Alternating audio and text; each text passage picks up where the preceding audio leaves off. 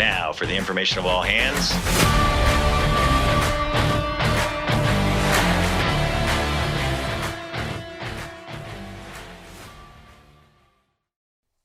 Welcome to episode 10 of the 1MC with Master Chief Jason Vanderhayden. I'm your guest host, Senior Chief Will Kelly, and today we'll be joined by the 32nd Vice Commandant of the Coast Guard, Admiral Linda Fagan. Thanks, Senior Chief. I appreciate it. We are honored to have our Vice Commandant, Admiral Linda Fagan, here today, and I tell you couldn't find a more competent, just great person to have on the podcast. Starting the new year, really excited to have Admiral Fagan with us. She has got some amazing credentials we could talk about. She's the Ancient Trident. She is the longest serving and senior Marine Inspector of the Coast Guard. She is also our component acquisition executive. That means she's kind of in charge of everything that we acquire in the Coast Guard. We're going to talk a little bit about acquisitions with Admiral Fagan. And before that, she was the PAC area commander, so she got all that PAC area experience. And then she was the deputy commandant for operations for policy and capability, District 1 commander.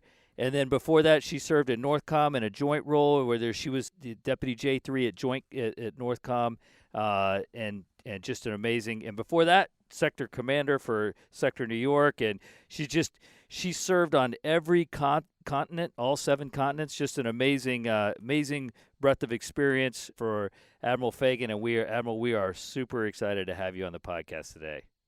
Hey, thanks, Master Chief. It's really a pleasure to be here. I'm looking forward to the conversation, and really thank you for letting me be your 10th guest on the 1MC podcast. So thanks for the great introduction. I don't know how I feel about the title Ancient Trident. I know that's not the purpose of today's discussion, but I don't feel ancient. I prefer seasoned. Trident. Although my millennial children often point out to me that I probably am more ancient than they are. And as you pointed out, my first flag assignment is one of the J3 deputies at NORTHCOM. I went out there without any DoD experience and definitely get thrown into the deep end of the pool. I also swore that you would not find me tracking Santa with NORAD. However, I did both years I was out there. It was actually one of the more fun things that command does. But a great experience and opportunity. You know, that is a neat opportunity to get on their website and follow Santa. Super cool. And I know you stood watch at NORAD tracking Santa one time. Yeah, no, definitely. It was kind of, you get like a little celebrity bump when you track Santa with NORAD. My kids had like great standing with their friends. They're like, "You track Santa?" That's awesome. Awesome. It was a lot of fun. That's cool. Speaking of kids, so you have a Lieutenant Eileen Fagan, your daughter. She is in the Coast Guard doing amazing work at the Office of the Officer of Personnel Management. And I have 2 kids in the Coast Guard, Tyler and Victoria. And I wanted to kind of dedicate this podcast to those like our kids who are hitting their stride in the organization and are curious about what's next. What can we look forward to for the next 5 to 10 years in the Coast Guard? And we'll talk about everything from acquisitions to different mission sets to things maybe we're not even thinking about right now, maybe some new initiatives, and we'll talk about probably one of the most important things we can talk about, which is the health and well-being of the workforce. So you are our component acquisition executive, which means you're in charge of all acquisitions. And, we are in the midst of our largest, recapitalization of our fleet. And there's and not just our surface fleet, but also our aviation fleet. We've got a lot going on. Can you talk a little bit about what we can look forward to in terms of our new assets that we're getting? Yeah, hey, great question, Master Chief. And, as far as having kids in the Coast Guard, it's really cool to be a super proud parent. I know you are with yours. I am and with my daughter. One of the things that it does for me is it orients me. It's not lost to me every day as senior leaders and what happens here in the headquarters building. We're making decisions, resourcing decisions, policy decisions, program decisions that are building our kids' Coast Guards, quite literally, right? So when you make a major acquisition decision to build and field new polar security cutters, that's a 75-year commitment. In fact, it could be our kids' Coast Guard that we're actually, working to resource and build today. I did not have an acquisition background before coming in as a vice commandant. I've done the training, which means I'm just smart enough to be dangerous. Lean heavily on our acquisition professionals here in the building, and the workforce should be confident. We've got some just great expertise that are helping us field these new assets. I mentioned the Polar Security Cutter, right? We just over the holidays awarded long lead time material for Polar Security Cutter 2, will be built at the yard in Halter. I am super excited about that. My first tour as an ensign was on the Polar Star. This is back in the mid '80s, and if I'm honest, Polar Star was in the midst of a midlife crisis when I was on it as an ensign, and she is down at the ice edge. I think she arrived yesterday. 37 miles of fast ice that Polar Star will break out to get the resupply into McMurdo. It's a Herculean task, and that ship and that crew get at it each and every year, and we can't field those Polar Security Cutters soon enough to help that resupply mission into Antarctica. And then, frankly, for our own national sovereignty as it pertains to the United States being an Arctic nation and operating up off the North Slope of Alaska. And so that particular acquisition is near and dear to my heart. I am really excited about seeing that ship start to come to fruition, and the team and workforce should be really excited about the opportunity to serve in the high latitudes. That's awesome. So, and it's not just like the icebreakers, like Polar Star is a wonderful ship in there, but the new Polar Security Cutters, if you're a gunner's mate, you might have an opportunity to serve on a polar breaker. There's a lot of opportunities on the Polar Security Cutter for other ratings and maybe other officer specialties that maybe you didn't have just because the mission's going to change slightly. I think we might have maybe even some ISs perhaps on the Polar Security Cutter. So that's a great point, right? We're not calling it an icebreaker, and that's intentional. Yeah. It's a Polar Security Cutter that's going to be able to break ice and project our sovereignty into the high latitudes. It's be flight deck enabled ship, and absolutely will have a skiff with all of the national technical means to ensure that you've got kind of the eyes and ears that you need for operating in the high latitudes and projecting presence. We'll still have our search and rescue mission. There'll still be some science, but this is a kind of warship to the extent that you might call it that. Comparable to the National Security Cutter, but actually able to break lots of ice. And oh, by the way, if you've never been on an icebreaker, it's actually really fun because you actually get to hit stuff and not get in trouble. That's exciting. Well, then on top of that, we got the offshore patrol cutter and then the waterways commerce cutter. Being a river tender person myself, I'm really excited about that, and I know that's going to provide some opportunities for mixed gender crews and give a lot more people an opportunity to serve on a river tender doing a critically important mission, which is setting buoys that we oftentimes don't really think about. But the waterways commerce cutter is going to be exciting too. I think we're getting 30 to replace 33 or 35, something like that. Yeah, so I don't have a note here on what the actual program of record. It's not a one-for-one. It'll be a slightly smaller number on the waterway commerce cutters. In spring of 2022, we will contract for the first several waterway commerce cutters, and they are the sooner we get them on the river and into the fleet, the better. I had an opportunity to visit a couple of the units on the rivers. Was in Pine Bluff, Arkansas. As Nice. Master Chief Jones, who's the DCMS badge, has schooled me on Pine Bluff, which was his first tour in the Coast Guard. And the teams out there are doing incredible work. Morale was high, but boy, it's time to get some newer assets out into that critical mission as far as buoy tending goes. I did get to hook, snag, I don't have the right term of art, a buoy. They didn't let me hurt myself. It was a lot of fun though, and it's really critical work. And the fact that we're going to be able to have mixed gender crews and just really provide that opportunity to serve and lead and succeed for anybody that wants to go in that direction. I'm pretty excited about it. Yeah, and then I know. Forgive me, but I peeked at your calendar a little bit. I know you're going to head out. It looks like going to Bell Helicopter to talk to them about potential future vertical lift. But in the meantime, we've got, we're replacing our C-130Hs with C-130Js, which is an incredibly capable aircraft. We got the C-27s that we're getting missionized, and then talk to me what you think the future of our rotary wing fleet looks like. All right, so we'll start with rotary wing, and then we'll come back to the HJ transition. So we are committed and working with the department to move us to a single rotary wing fleet, getting out of the business of operating 65s. They've been an incredible aircraft for us. They're aging.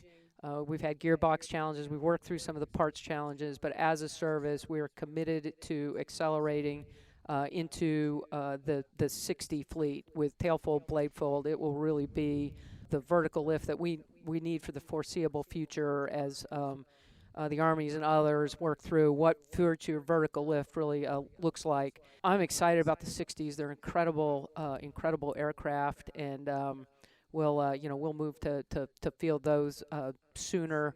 When I think about how we are deploying ships, right, and so a piece of those 60s help support, shore-based search and rescue, but they also deploy on cutters, into the East Pac, into the Arctic, and so as we get a more capable helo on ships that are deploying into the high latitudes, into the Western Pacific, it'll just be that much more capability for us as we operate.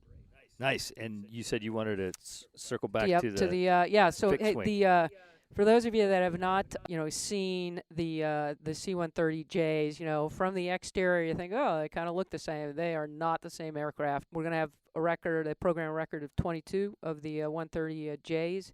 They state-of-the-art avionics, all-glass cockpit. It's a 20% increase in speed and altitude, which is huge, and then a 40% increase in range. And so if you're, say, at Air Station Honolulu at Barbers Point, it's game-changing for the long-range search and rescue you find yourself doing in that part of the Pacific. We've transitioned both Kodiak and Elizabeth City, and we're working through Barbers Point. They took their first C-130J in June of 21, and they're just really capable aircrafts. And so, as I talk about, I'm excited about all of the ships that we're bringing on from an acquisition standpoint. I'm equally excited about what we're doing in the aviation community. There is a lot to be excited about for the future of the Coast Guard. That's great. We need our aviators. That's awesome. So when we talk about all the different acquisitions that we're getting, those acquisitions that enable us and kind of provide an opportunity for us to maybe expand our mission sets. So, the Commandant says, the demand for Coast Guard services has never been higher, and I agree. And it seems to kind of grow each year when people find out how great our service is.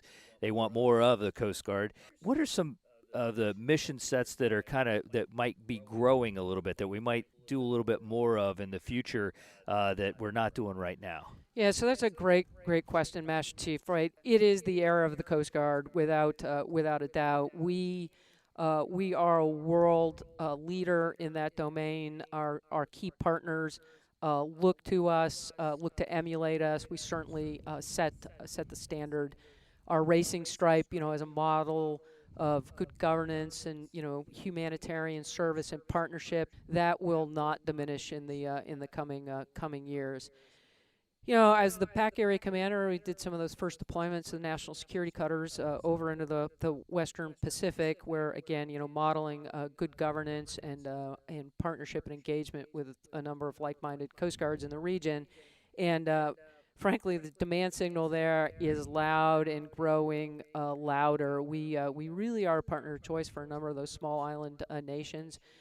Some of the incursions and activities by China Coast Guard, their military militia, just erode good governance, erode the rule of law, and create kind of existential threats for some of these small island nations. And we offer a good counter to that. I'm pretty excited about it.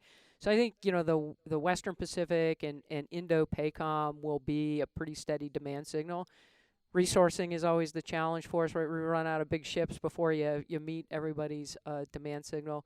The other area where we've been investing from an international leadership role is in IUU fishing, and I think you will see that continue both with cutters that we deployed, say, off the Galapagos to help counter the Chinese squid fleet, and partner engagement from a leadership standpoint to helping nations and regions counter IUU fishing in their own regions.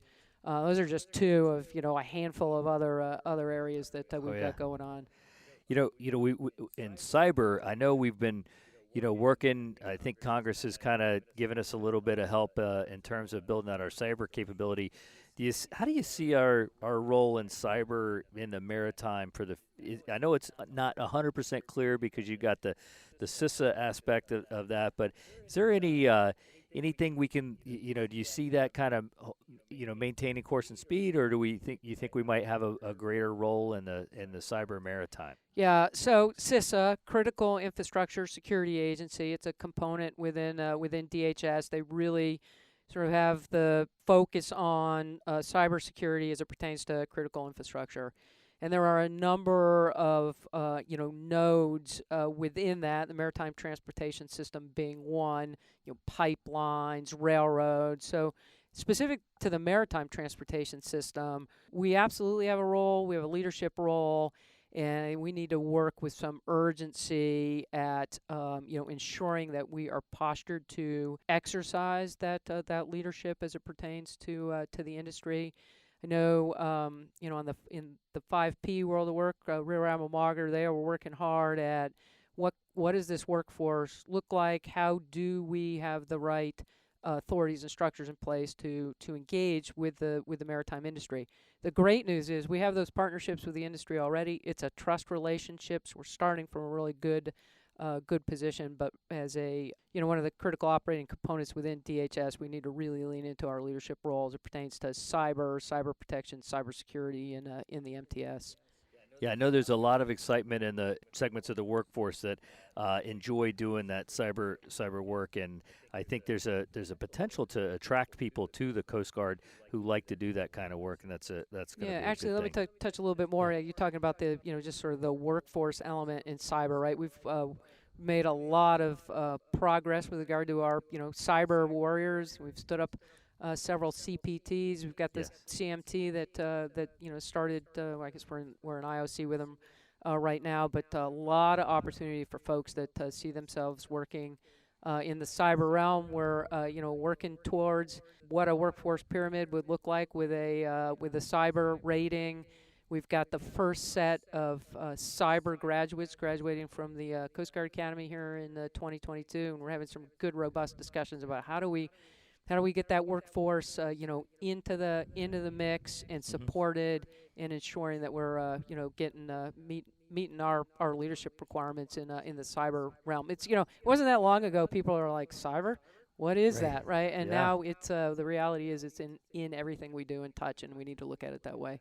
I agree. It's across all the work that we do. Cyber's involved, and making sure that our folks are, going from that apprentice journeyman to master level skill sets. And I know there's a lot of people that love doing that work, so that's neat. As we, look at our relationship with the Department of Defense, I just left the National Defense University this morning, meeting with our joint force counterparts, and they're really looking to the Coast Guard to help in that level below conflict where we work with the other nations. Do you see us, what as the former Pac Area Commander and now the Vice Commandant of the Coast Guard, how do you see our role, working with the Department of Defense in the future? Do you think we'll have about the same? It might grow. How does that look? Yeah, so I'll go back, I don't know, 10 years or so when I was a mid-grade captain, and I was working for Admiral Allen, who was then the commandant, and he had started to pivot the organization towards greater DoD alignment. And when I first got in the front office, I was like, why are we doing this? I don't understand this. I look at today, I can't imagine not having done that pivot. Our value proposition to the Department of Defense has only grown. Their understanding of our unique roles and authorities has only grown. The challenge is, right, sometimes it feels like being hugged by a bear with those guys, because they'll take everything you offer and then they want 10 times that amount. Yeah. But it is important we are a military service. In addition to being a law enforcement agency, we are a military service, and we need to be aligned and relevant to our Department of Defense partners. But what's equally interesting to me, right? So we play a role then, an interlocutor role with our own department, the Department of Homeland Security, who look over at the DoD guys across the river, and sometimes it's a head scratching for them. And so we help bridge that gap in ways that I think are particularly important. And I don't see any of that going away, because as a nation, as we look at the risk that comes at us, whether it's in the maritime vector or elsewhere, our ability to bring the interagency together in a unity of effort approach is that's our competitive advantage, and we need to work in the good times and the sunny days to make sure we've got those relationships in place, so that should we be pressed in upon, we've got those relationships and understanding of authorities. Oh yeah. So Admiral, kind of pivoting, DoD is investing a lot in technology, and I know the Coast Guard's also trying to invest in our technology and mobility. And I know we're recruiting hard, but one of the things we can do is, if we can put more technology in our folks' hands, maybe we can make our folks a little bit more efficient and make them a little faster at what they do. What do you see the future of the tech revolution as we move forward, and maybe the C5I community in general? Yeah, thanks, Master Chief. So technology is with us. It is here to stay. To be a modern, state-of-the-art Coast Guard, we need to be fielding that technology to our workforce. But it isn't just about like that glitzy new iPhone, or pick a specific piece of technology. The technology enables and creates decision space and information flow that's critical as we operate and engage worldwide. I'm really excited about the journey that we've been on with regard to technology over the last 5 years or so. We've just gone to DoD 365, although it does keep bouncing me out of my iPad. That's not an us issue. It's a DoD issue. But it just these we're more secure in the systems that we're using. Our data is more secure. We've increased bandwidth. We're working to ensure that when a piece of information or data is created at a front line or back in the command center, that we've got an ability to move it. And then more importantly, and where we're increasingly focusing, and I think this is it's a natural evolution in technology, and so this is on one analysis. So a piece of information, a data piece, the ones and the zeros, it's interesting, but it's not useful unless you've got the analysis for it, and then that it's provided to the decision maker, the operator, in a time frame that's relevant to whatever that decision is. So sometimes things move fast. You're in the Eastern Pacific and you're chasing to go fast, right? Quick. Other times you've got more time to consider it. So there is a group here at headquarters looking at data, and this is our data readiness task force. We talk about being a data-driven organization, but we've still got some governance and pivot to do. We have more data than we know what to do with. We're not leveraging it. We need to change it so that it goes from just being data to information to knowledge, and then that needs to begin to provide sort of the evidence base for us as we make decisions. We talk about being an intel-driven organization. This is also about an evidence-based organization with regard to risk, how we resource the risk, and how we understand that. So it's the device needs to be a piece in a broader technological and data strategy that it's just going to be essential as we move into the future. Yeah, I couldn't agree more. And I know that people don't mind doing the data entry if they know that it's going to go to something to help make their life better. It's when you think you're doing data entry for data entry's sake that's just when it gets a little monotonous. As a Marine inspector, I can't tell you how many hours I lost to doing first it was in the old little books, and then you'd come in and you do the missile entry. But we don't have a system that goes back and either keyword searches or analyze so that what the risk profile of that foreign vessel is as it comes in, and exactly where you need to look for it. So that information or that data is out there. We need to do a much better job at mining it and analyzing it and then using it for decisions. Yeah, I am. We have the personnel readiness task force, and now we have the data readiness task force. I couldn't tell you those two entities, group of people, very critically important to the quality of life and making the Coast Guard a better place. So, speaking of people that are committed to making the Coast Guard the best possible place to live and work, we talk about the workforce, and we always talk about putting people first, and I know that people are the first and foremost on your mind. You're constantly looking at ways to improve the quality of life for our folks. You've committed to and put money to, which is that's really shows your commitment to improving the fitness, the health, the well-being, the mental health, and just taking care of the workforce, kind of from a recruit, train, operate, and then as people transition. So I know you're fully committed to that. What do you see the future? We have a few initiatives going. Is there anything that you feel that you want to talk about in particular with the workforce, with health and well-being of the workforce? Yeah. So before I a couple of things that ongoing initiatives that I think will be of interest to the listeners. But before that, I want to say thank you. For those of you that are listening to the podcast, for you who are standing in the front lines, for your families and all those that enable you to do that, thank you. It has not been an easy journey the past couple of years. I got one COVID plug here. If you're not boosted, get your booster. It's important. As I've talked to people, my daughter being one who had a close call with some friends with COVID positives, the people that were 2 weeks post booster did not end up testing positive. It's a critical piece of PPE, and I encourage you to take advantage of that. But it has been a hard couple of years. There's been a lot of uncertainty. There's been a lot of change. There's been a lot of ambiguous and shifting information, and I know that has taken a toll on your families, toll on mental health. Suspect we've got people then that are engaging in behaviors that are not as healthy as perhaps they had prior to the pandemic kicking off. So I also want to lead with, we've got a lot of resources out there for people to take advantage of. We've been fielding healthcare workers to improve people's access to mental health professionals. We've got there are resources that you can call and engage, and I encourage you to do that. Right, you should not feel alone or unsupported, because we need you. We want you. We need you. Ready and engaged, and helping us to lead and operate the world's best Coast Guard.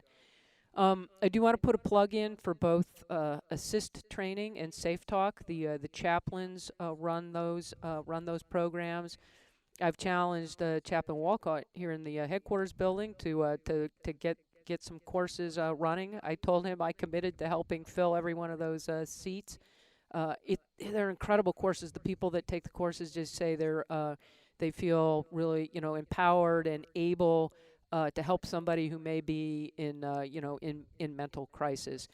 Each and every one of you is important. We want each and every one of you, and you also have a role in helping your shipmates make sure that they've got the support that they need. Let me stop there. See if you've got anything else. I got a couple other things, but yeah.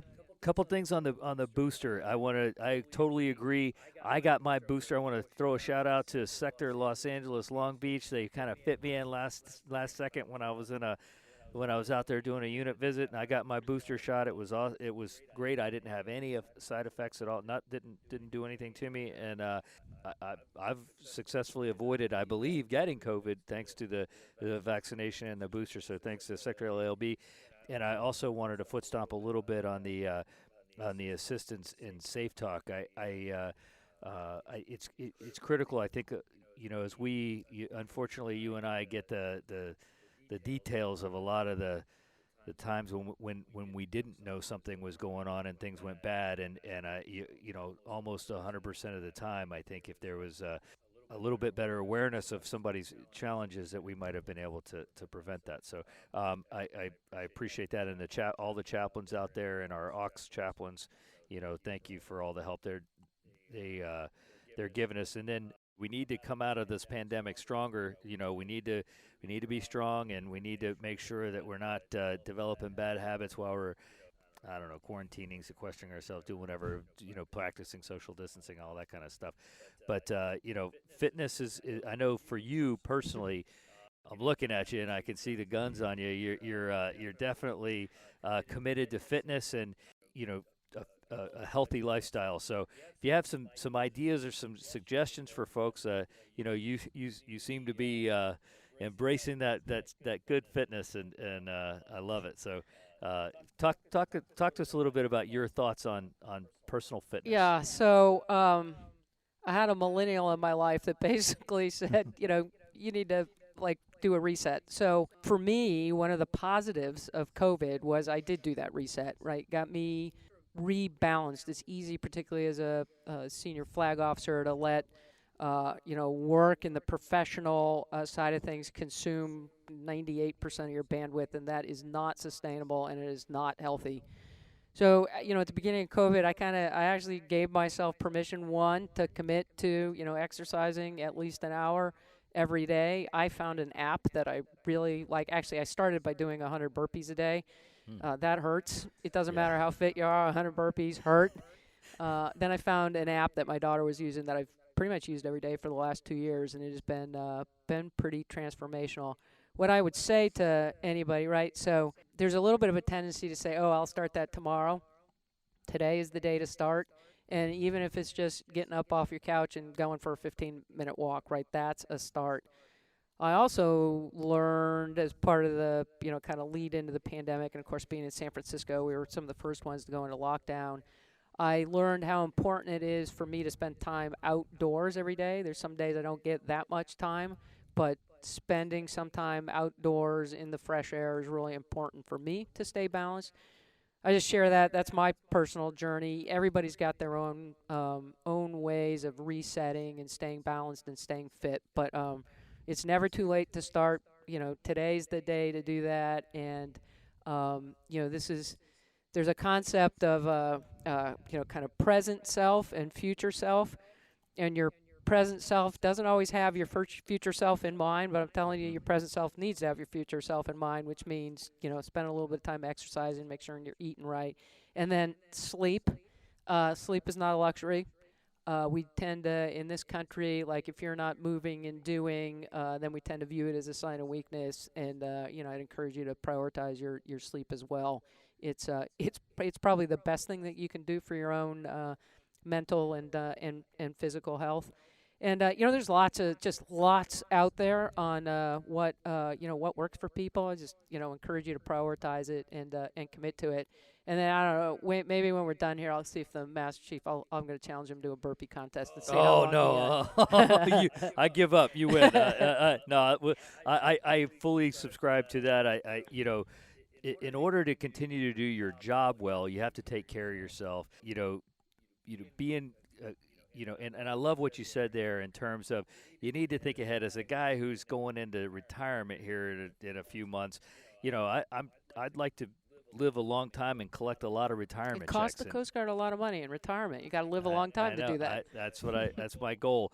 So I think trying to get some exercise, trying to stay fit, and then and if you're having trouble doing it on your own.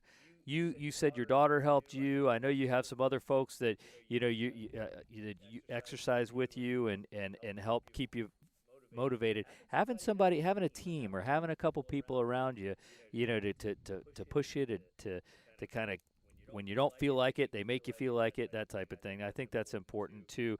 Having a good shipmate out there is critical.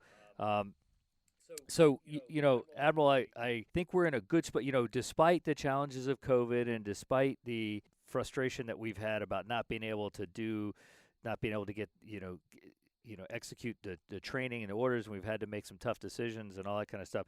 I think we're in a good spot. I know that congressionally, we if everything, we're waiting on this continuing resolution. Hopefully we don't have another continuing resolution. Hopefully we have a budget. But we're looking pretty good. I mean, I would tell you that not just the American people appreciate where the Coast Guard is, but we've had good success talking to our elected leaders. I know you spent a lot of time with our elected leaders expressing the needs for our readiness hole and our infrastructure. And can you talk about what you're seeing for the future in terms of us having the money, just the money to get after some of these challenges? Yeah, so, the readiness narrative that, the current commandant has really, put us on a path with, it is clearly resonating and then is translating in, money, resourcing. We, as an organization, we enjoy wide bipartisan support. Many agencies cannot say that, and we can, and that gets reflected back to us in resourcing and resourcing support. And I should add that the current leadership in the Department of Homeland Security, both the Secretary and Deputy Secretary, I have never seen two people bigger fans and supporters of us as an agency. They lean on us all the time, like the Operation Allies Welcome. The department realized that they needed some leadership and support, and who did they lean on? They leaned on the Coast Guard, and that's a really positive thing. Every budget year is dynamic. Every year we have to make hard choices and decisions with regard to how we prioritize those resources. We're on, where we started this conversation, we're on the biggest acquisition way ahead since World War II as an organization. And so as we're fielding national security cutters, waterway commerce cutters, polar security cutters, offshore patrol cutter, lots and lots coming at us, and we are poised to execute and will.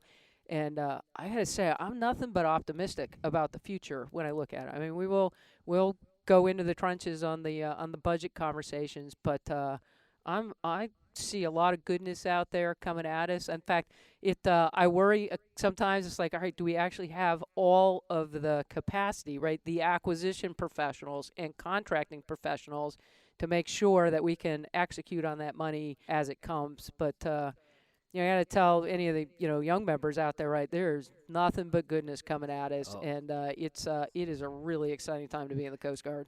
I tell you, the workforce is growing. We're not just growing our assets, but we're growing our maintainers, the folks that maintain those assets, the crews to run them. And I tell you, I wish I was kind of where my son is today, because I think there's a lot of really neat opportunities ahead. I agree with you. Secretary Mayorkas and Deputy Secretary Tien, two folks that just really appreciate what the Coast Guard does. Everybody that's ever gone TAD to support a DHS mission, just know that is so well appreciated by the department. It's not just the Coast Guard, Roger and up. We are one DHS.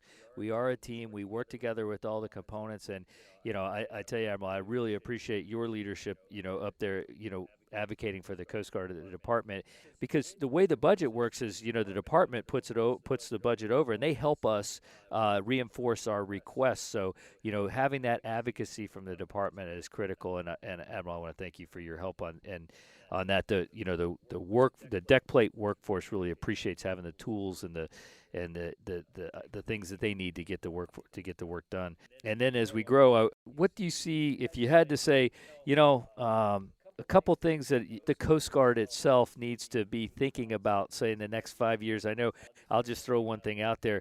We got to get the people. We need the people, and then we've already talked about the asset, the surface assets, the aviation assets, and then the tools that we need to do our marine safety work. All that stuff. What do you see, like, in the next 5 years? What do you think the Coast Guard needs to kind of focus on?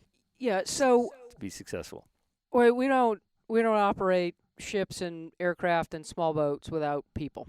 And the Coast Guard starts and stops with the quality and caliber of the workforce. And so, Admiral Schultz has taken us down a great path to begin addressing recruiting, retention, diversity and inclusion, equity. We need to continue to have a sense of urgency and drive forward on some of the progress we've made, because frankly we have not traveled far enough yet on that. the Coast Guard of the future really should reflect the public that we serve. So a talent management, workforce management system that is responsive to the current generations that we are recruiting into the service is critical. Our workforce system right now it's a post-World War II, sort of rooted structure that, assumed there was a single male breadwinner and, wife stayed home with 2 kids and there was no movement. That is not our workforce. We need to have a talent management system that is responsive to our workforce, that allows stability when people need stability, an acceleration forward if needed. There is work to be done there around challenging and changing some of our fundamental assumptions. For example, we're an up-or-out organization. This is really, really true on the officer side. It's somewhat true on the enlisted side. It's not quite as draconian a system, but that's the most expensive way to build workforce, is to basically at each promotion point we kick people out of the lifeboat. Well, it's like, why? So there's work to be done there. And then the other thing I'd add, we've been on a journey to knock down barriers, particularly barriers for minorities to successfully serve. And we've done that in several cases. Some of the tattoo policy changes are examples of that. I think there's more work still to do there to ensure that, I define a barrier as something that has no bearing on your ability to successfully serve and contribute to the organization. Like if you have a tattoo behind your ear, that has no bearing on your ability to honorably and successfully serve. That's a simple example. There's others, and we need to get after that. And I applaud Coast Guard senior leadership for, asking the questions, doing the research, committing the money to find out what those barriers are. Because I can tell you, I don't know what they are. What was a barrier to somebody else may not have been a barrier to me. And so we have, senior leadership has really committed to understanding the workforce challenges. So everybody out there listening to the podcast, I can tell you that, hey, we care about what's on your mind. We want to know what you think. If you have a better idea, if you have ideas, we're always, please pass those up. We want everybody's input. We know it takes there's the best ideas come from the field, and we're excited about those.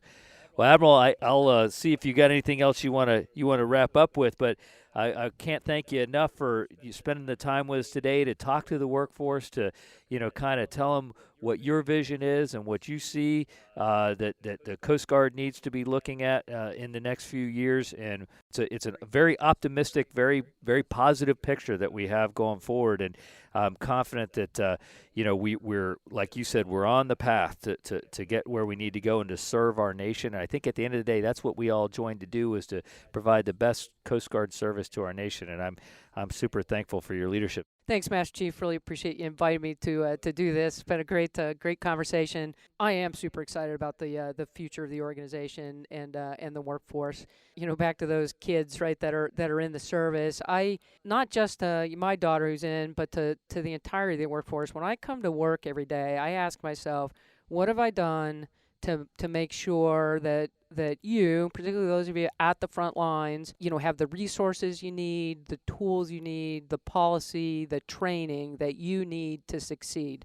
That's my commitment to you, and that you are in an environment where you feel safe and valued, and you have a voice and an ability to contribute. This is your Coast Guard, not my Coast Guard, not Master Chief Vanderhaden's Coast Guard, right? It is your Coast Guard.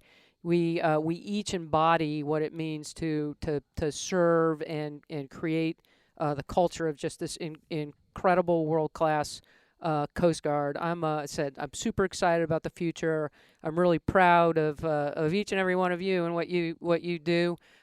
It makes it really fun to come to work and help make sure that we're getting those resources to you so that you can continue to conduct frontline operations. But again, thanks, Master Chief Vanderhaden. Thank you, really Admiral. Appreciate Thank it. you. That's awesome. Thanks to our guest host, Senior Chief Kelly. And today we're using Master Chief Mike Ellis's the Bosun Mate Rainforest Master Chief's podcast gear. Special shout out to Mike for providing the gear. All right. Thanks. Semper Paratus, everybody. All right.